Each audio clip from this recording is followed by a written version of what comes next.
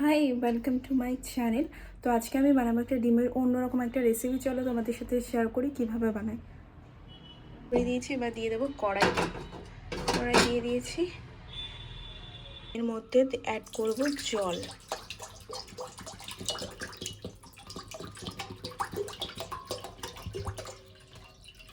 বসিয়ে দিয়েছি, এবার ওর মধ্যে আমি অ্যাড করবো যে ফাটিয়ে রেখেছি 3টে ডিম। এই যে এই বাটিটার মধ্যে ভালো করে মিক্সড করেছি, এবার এর মধ্যে বসিয়ে দেবো। বসিয়ে একটা কিছু দিয়ে ঢাকা দিয়ে দেবো। আমার কাছে কিছু নেই এখানে স্ট্যান্ড করে বসানোর মতো, তাই আমি এমনি জলের উপর দিয়ে দিচ্ছি। আর একটা কিছু দিয়ে ঢেকে দেবো, মানে একটা প্লেট থালা বা কিছু একটা দিয়ে ঢেকে দেবো। দিয়েছি, এবার এরকম একটা প্লেট থালা দিয়ে আমি ঢেকে কিছুক্ষণ সেদ্ধ করতে দেবো। বানাতে যা যা সবজি লাগবে বা আমি অ্যাড করবো সেগুলো কেটে নিয়েছি। এখানটায় কী কী রয়েছে তোমাদের বলে দিই। এখানে আমি একটা আলু নিয়েছি মিডিয়াম সাইজের, সেটা চৌকো চৌকো করে কেটে নিয়েছি এরকম সাইজের। তারপরে আমি এর মধ্যে কেটে নিয়েছি একটা গোটা পেঁয়াজ মিডিয়াম সাইজের এটা। তারপরে নিয়েছি একটা টমেটো, তারপরে নিয়েছি গাজর একটা, তারপরে নিয়েছি এটা হচ্ছে ক্যাপসিকাম, তারপরে নিয়েছি একটা গাজর। তো এই হচ্ছে আমার, এইগুলো দেবো। আর অ্যাড করব এর মধ্যে মটরশুঁটি, যেহেতু এখন উইন্টারের সিজন তো মটরশুঁটির রয়েছে, তাই ভাবলাম এর মধ্যে আমি মটরশুঁটিও অ্যাড করব। তো দেখা যাক, চলো তোমাদের সাথে শেয়ার করি। 5 মিনিট হয়ে গেছে, এখন আমি এটা নামিয়ে নেব, দেখবো যে কেমন কি হয়েছে। ওহো, প্রায় হয়ে গেছে। একটুখানি দেখি কেমন কি, মাঝখানে একটু রয়েছে, এখন একটু সেদ্ধ হবে। সেদ্ধ বলতে এই যে মাঝখানে একটু, এই যতটা দেখতে পাচ্ছ অতটা একটু নরম আছে, এদিকে মোটামুটি একটু ড্রাই হয়ে গেছে। তো আর একটু হোক তারপরে। আর এটা এবার আমি এটা নামিয়ে নেব।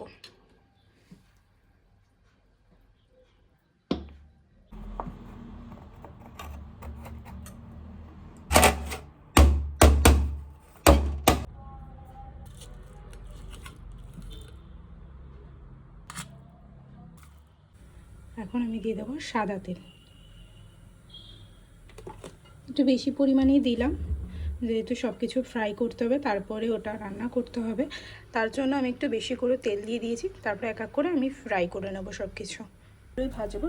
আর এটা দেখো কি সুন্দর সফট হয়েছে।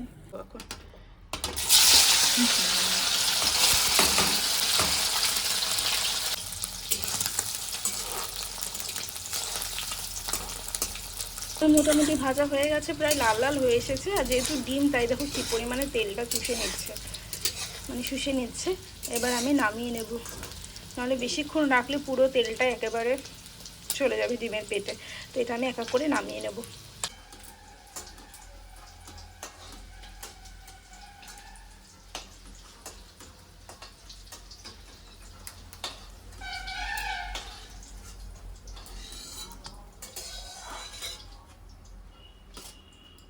যে তেলটা আছে সেটার মধ্যে আমি এখন একবারে ফোড়ন দিয়ে দেবো। এখানে আছে গোটা জিরা, শুকনো লঙ্কা, তেজপাতা। এত পরিমাণে আমার ভয় করে যে কি বলবো, এটা পটাপ করে ছিটে ওঠে।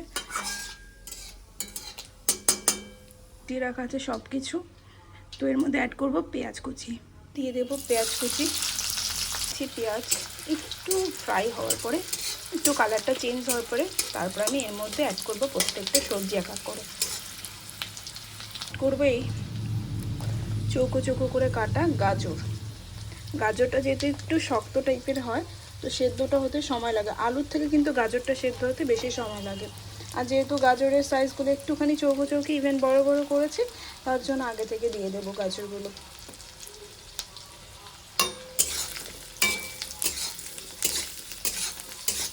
একটু ফ্রাই হলে তারপরে দিয়ে দেবো আলু।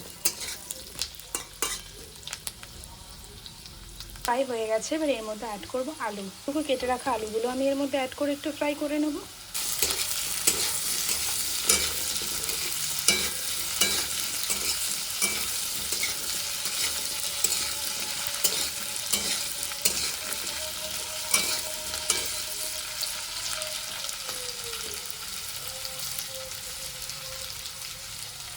একটু একটু ভাজা হয়ে গেছে, এবার এর মধ্যে অ্যাড করবো মটরশুঁটি।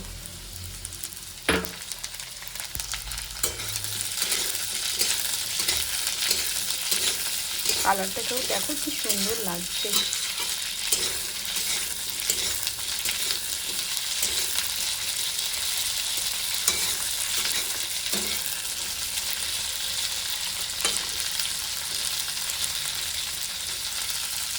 এর মধ্যে অ্যাড করব ক্যাপসিকাম আর হচ্ছে টমেটো।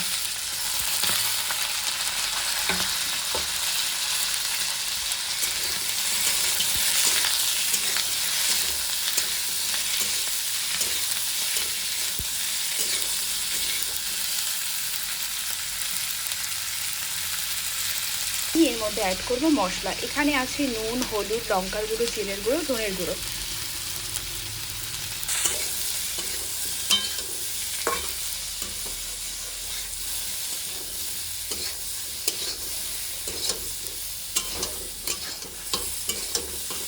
ভালো করে মশলাটা দিয়ে ভেজে নেব।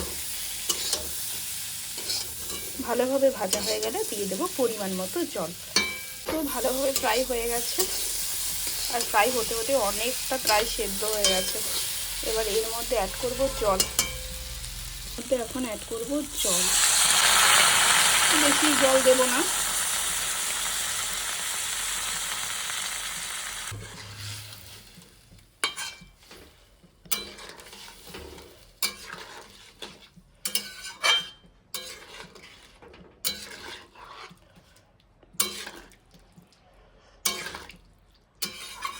একটু গামাখা করবো, তো এইটুকখানি জল ঠিক আছে।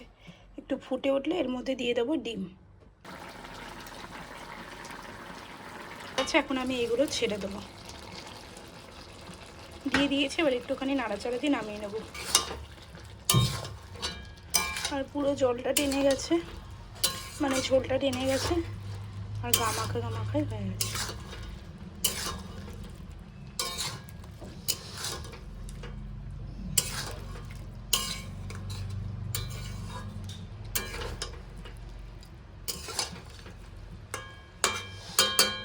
আমার ডিমের পনির তৈরি।